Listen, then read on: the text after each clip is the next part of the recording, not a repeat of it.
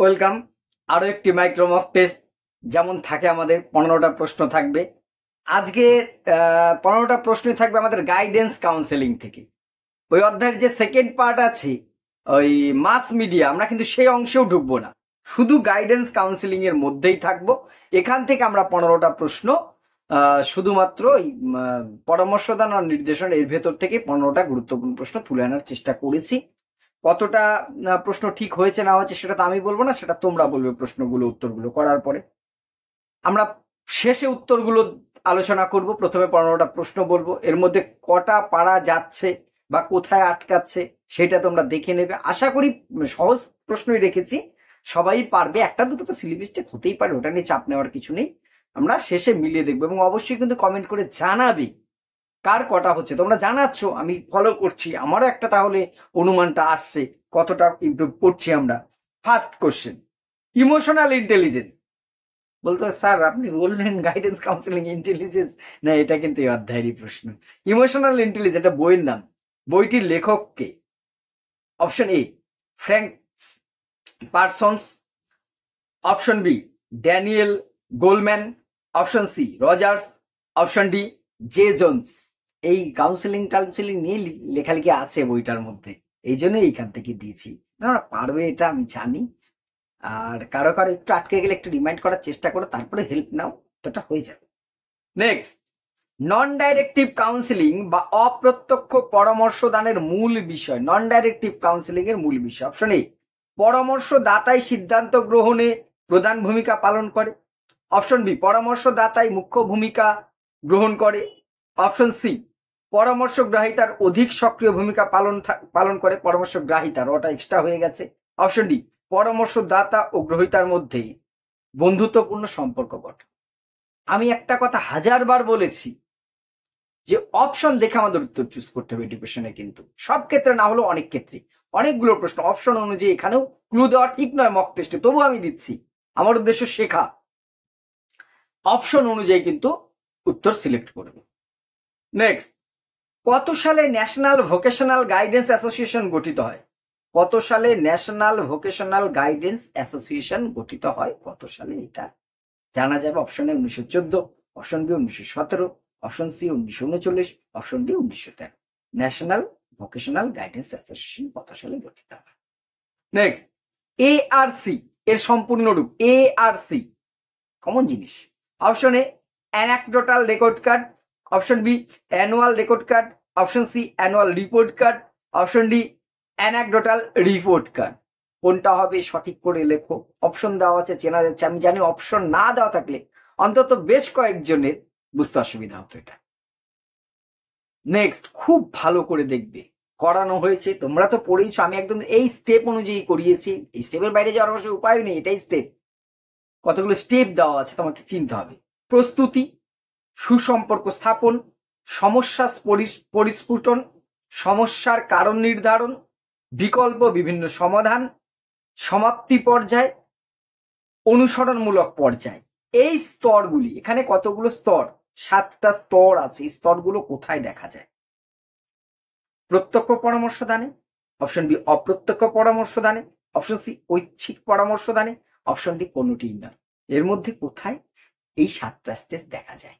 একদম easy, step by step পড়ানো হয়েছে। আমার করানোর অপেক্ষা রাখে না, তোমরা অনেক আগের থেকে এগুলো অনার্সেই পড়েছো। নেক্সট, সিজি উইলিয়ামসন প্রত্যক্ষ পরামর্শদানের কটি পর্যায়ের কথা বলেছে? সিজি উইলিয়ামসন প্রত্যক্ষ পরামর্শদানের কটি স্তরের কথা বলেছেন বা পর্যায়ের কথা বলেছেন? অপশন এ 4টি, অপশন বি 5টি, অপশন সি 6টি, অপশন ডি 7টি। কটি স্তরের কথা বলেছে? নেক্সট, শিক্ষার্থীর হতাশা, ব্যর্থতা, দুশ্চিন্তা কি স্বাধীনভাবে প্রকাশের সুযোগ দিয়ে সম্ভাব্য সমাধান উল্লেখ করে? অপশন এ পরিচিতিমূলক সাক্ষাৎকার, অপশন বি তথ্যমূলক সাক্ষাৎকার, অপশন সি চিকিৎসামূলক সাক্ষাৎকার, অপশন ডি কোনোটাই নয়। জাস্ট এটাকে খাটাতে হবে, উত্তর বেরিয়ে আসবে। ক্লু দেওয়া যায় না, তবু আমি দিয়ে থাকি, না বলে পারি না। যদি একজন ছাত্র মাধ্যমিক পরীক্ষা পাশের পর কোন শাখা, মানে কলা, আর্টস, বিজ্ঞান, সায়েন্স অথবা বাণিজ্য, কমার্স চয়ন করবে, সে ব্যাপারে সিদ্ধান্ত নেওয়ার ক্ষেত্রে তার কোন ধরনের নির্দেশনা প্রয়োজন? স্টেটমেন্ট একটু এলোমেলো হয়ে গেল। মানে একজন শিক্ষার্থী মাধ্যমিক পাশ করে কোন স্ট্রিম নেবে সে বুঝে উঠতে পারছে না। তার কোয়ালিটি অনুযায়ী। সেক্ষেত্রে তার কি নির্দেশনা লাগবে? অপশন এ দলগত নির্দেশনা, অপশন বি বৃত্তিমূলক নির্দেশনা, অপশন সি শিক্ষামূলক নির্দেশনা, অপশন ডি সামাজিক নির্দেশনা। এই ক্ষেত্রে তার কোন নির্দেশনা প্রয়োজন সেটা। বৃত্তিমূলক নির্দেশনার প্রয়োজনীয়তা কি? বৃত্তিমূলক ভোকেশনাল গাইডেন্সের প্রয়োজনীয়তা, অপশন এ মানব সম্পদের সর্বোচ্চ মাত্রায় ব্যবহার, অপশন বি পেশাগত ক্ষেত্রে ব্যর্থতার মোকাবিলা, অপশন সি এ এবং বি উভয়ই ঠিক, অর্থাৎ এ আর বি যা বললাম দুটোই ঠিক, অপশন ডি উপর কোনো ঠিক নাই। হয়ে গেছে, দেখা মাত্রই হয়ে গেছে। বিদ্যালয়ে নির্দেশনা কর্মসূচি পরিচালনার জন্য যে পৃথক কক্ষ ব্যবহার করা হয় তাকে বলে? বিদ্যালয়ে নির্দেশনা কর্মসূচি পরিচালনার জন্য একটা পৃথক কক্ষ, এখানে কক্ষ বলতে কিন্তু নির্দিষ্ট রুমটাকেই বোঝানো হয়নি, যে পদ্ধতি সিস্টেমটা সেটাকেই বলা হবে, ঠিক আছে, ব্যবহার করা হয়।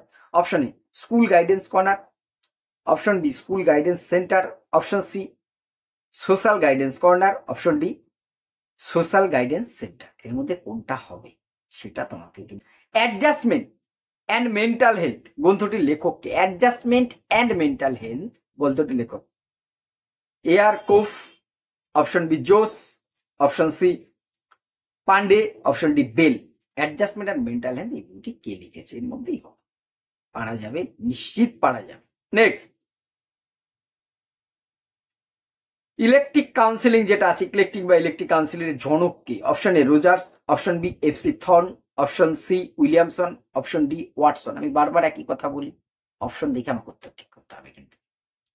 নেক্সট, কুস অ্যান্ড কেফোভার পড়ানো হয়েছে, এর মতে নির্দেশনা কত প্রকার? 4 প্রকার, অপশন বি 5 প্রকার, অপশন সি 6 প্রকার, অপশন ডি 8 প্রকার। কয় রকম হবে সেটা তোমাকে বের করতে হবে।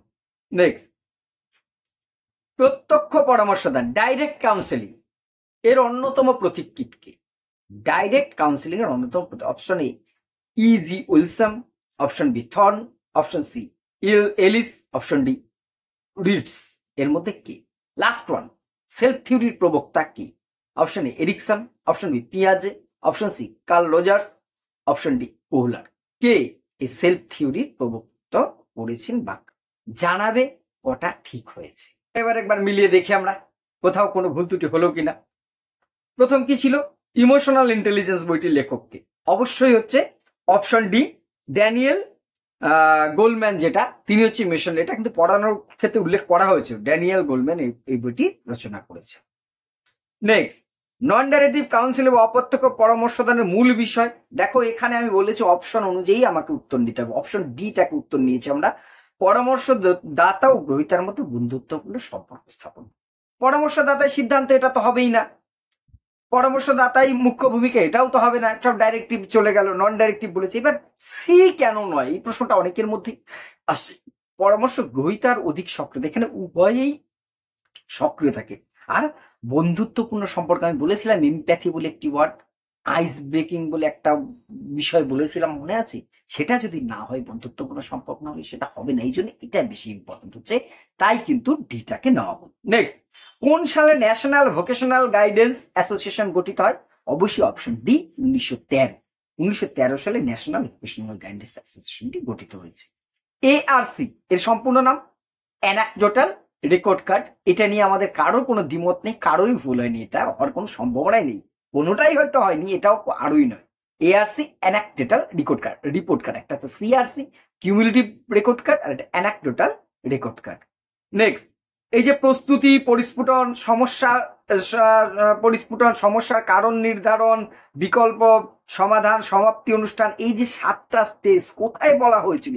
এই 7টা স্টেজ আশা করি মনে আছে আমাদের নন ডাইরেক্ট বা অপ্রত্যক্ষ যে পরামর্শদান আলোচনা করেছিলাম তোমার, সেখানে বলা হয়েছিল না 7টা পদ্ধতি 7টা স্তরের কথা পড়ানো হয়েছিল, বা তোমরা জানো? এটা অবশ্যই এটা হবে, তাহলে কি এটা হবে অপ্রত্যক্ষ পরামর্শদানের এগুলো ব্যবহৃত হয়, অপশন বি।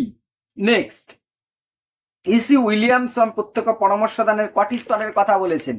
প্রত্যক্ষ পরামর্শদানের অপশন সি 6টি স্তর বলেছিলাম। বিশ্লেষণ বা অ্যানালাইসিস, সংশ্লেষণ বা সিনথেসিস, মনে পড়ছে? নির্ণয় বা ডায়াগনোসিস, তারপরে বলেছিলাম পূর্বাভাস, ডায়াগনোসিস, পরামর্শদান, কাউন্সিলিং এবং ফলো আপ, 6টা স্টেজের কথা তোমরা আগেও পড়েছ, আমিও কিন্তু ক্লাসে আমরা আলোচনা করিয়েছিলাম, এটা নিশ্চয়ই মনে আছে।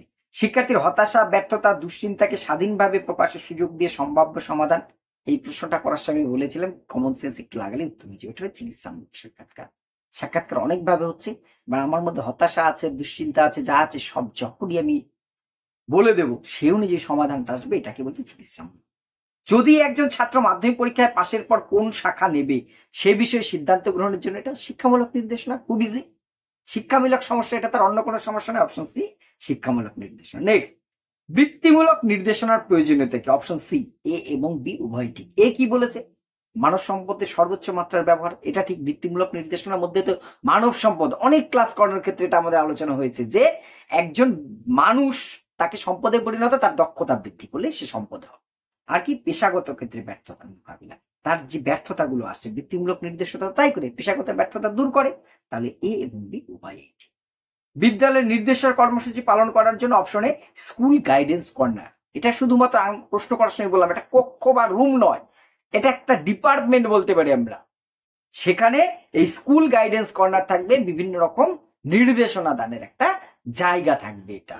Next, adjustment and mental health গ্রন্থটির রচয়িতা এব আরকফ, AR-কোফ, ঠিক আছে, option A. Next, eclectic counselling এর জনক আমরা এটা জানি এফএস থর্ন। এখানে কেন হলো? ডাইরেক্ট হয়তো এখানে আসবে না, অনেক কজন মিলেই, ব্রোডিন তো ছিল সমালোচনার পর, তারপরে কি হলো, শার্লি, হ্যামরিন, তোমার যে পালসন, থর্ন প্রমুখ অনেক কজন মিলে এটা ডেভেলপমেন্ট করেছে। তাহলে এখানে অন্য কারণ নাম নেই, শুধু থর্ন আছে, এই জন্য আমরা থর্নকেই কিন্তু নেব। কুস অ্যান্ড কাফওয়ারের মতো নির্দেশনা কত প্রকার? 4 ভাগ, 5 ভাগ, 6 ভাগ, 8 ভাগ? অবশ্যই 5 প্রকারের কথা এটা পড়ানো হয়েছিল। নেক্সট, প্রত্যক্ষ পরামর্শদান বা ডাইরেক্ট কাউন্সিলের অন্যতম প্রতীক কি? এটার অপশন তো প্রয়োজনই নেই। অপশন এ ইজি উইলিয়ামসন, এটা আমরা সবাই জানি যে উইলিয়ামসন। সেলফ থিওরি এর প্রবক্তা কে? এটাও পড়ানো হয়েছে, যেখান থেকে সেই নন ডাইরেক্ট কাউন্সিলিং এর তোমার ব্যাপারটা উঠে এসছে, সেলফ থিওরি, সেটা হচ্ছে কার্ল রজার্স। রজার্স কিন্তু সেলফ থিওরির কথা বলেছেন। আশা করি বেশিরভাগ উত্তরগুলি আমাদের পারা গেছে। সংক্ষিপ্ত আকারে উত্তরগুলো আর খুব বেশি বিশ্লেষণে গেলাম না, পরের পার্ট থেকেও এমসিকিউ নিয়ে আসবো। যদি কোথাও কোনো ভুল ত্রুটি আমার থেকে থাকে অবশ্যই কমেন্ট করে জানাবে। আর আগেই বলেছি কার কটা হয়েছে অবশ্যই কিন্তু কমেন্ট করে জানাবে। ধন্যবাদ।